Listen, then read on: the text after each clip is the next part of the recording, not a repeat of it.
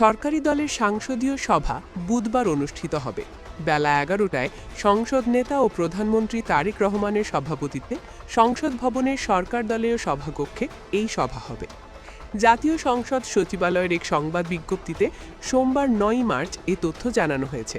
এতে বলা হয়েছে, সভায় সরকারি দলের সব সংসদ সদস্যকে উপস্থিত থাকার অনুরোধ জানিয়েছেন চিফ হুইপ নুরুল ইসলাম। জানা গেছে, এই সভা থেকে বেশ কয়েকটি গুরুত্বপূর্ণ সিদ্ধান্ত নেওয়া হবে। বৃহস্পতিবার ১২ মার্চ অনুষ্ঠিত জাতীয় সংসদের প্রথম অধিবেশনে সভাপতিত্ব কে করবেন, স্পিকার, ডেপুটি স্পিকার কে হবেন, তা নিয়ে চূড়ান্ত সিদ্ধান্ত আসার কথা রয়েছে এই বৈঠক থেকে।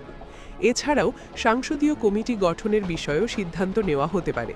এছাড়া সংসদের অন্যান্য কার্যপ্রণালী নিয়েও নিজেদের মধ্যে আলোচনা করবেন সরকার দলীয় সংসদ সদস্যরা। আলোচনায় যারা সংসদের শীর্ষ পদগুলোতে অভিজ্ঞ ও রাজনৈতিকভাবে গ্রহণযোগ্য মুখ বসাতে চাইছে বিএনপি। স্পিকার পদের জন্য ডক্টর মঈন খান ও মেজর হাফিজ ছাড়াও আলোচনায় রয়েছেন বিরোধী দলের সাবেক চিফ হুইপ জয়নুল আবদিন।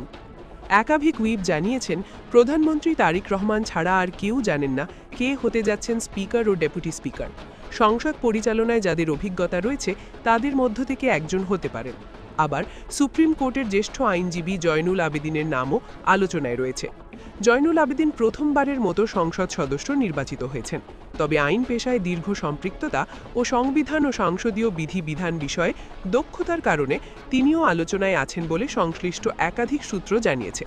জানা গেছে, জাতীয় সংসদের ডেপুটি স্পিকার পদ বিরোধী দল জামায়াতে ইসলামকে দিতে চায় বিএনপি।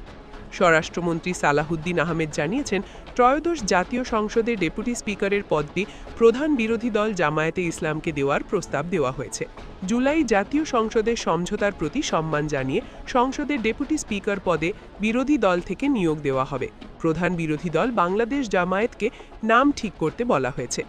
স্বরাষ্ট্রমন্ত্রী বলেন, দলের পক্ষ থেকে আমরা প্রধান বিরোধী দলকে মৌখিকভাবে ও সাক্ষাতে প্রস্তাব করেছি যে তারা যেন ডেপুটি স্পিকার ঠিক করে, সেটি জাতীয় সংসদে স্পিকার নির্বাচনের দিন একই সঙ্গে নির্বাচিত হতে পারে।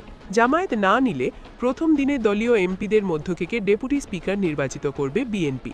এই পদের জন্যও কয়েকটি নাম আলোচনায় রয়েছে। উল্লেখ্য, ১২ মার্চ সংসদের প্রথম অধিবেশন বসবে।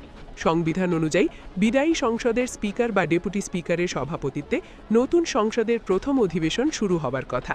দ্বাদশ সংসদের স্পিকার শিরিন শারমিন চৌধুরী ২০২৪ সালের সেপ্টেম্বরে পদত্যাগ করায় এবং হত্যা মামলায় ডেপুটি স্পিকার শামসুল হক টুকু কারাগারে থাকায় প্রথম অধিবেশন শুরু করতে একজন সভাপতি প্রয়োজন।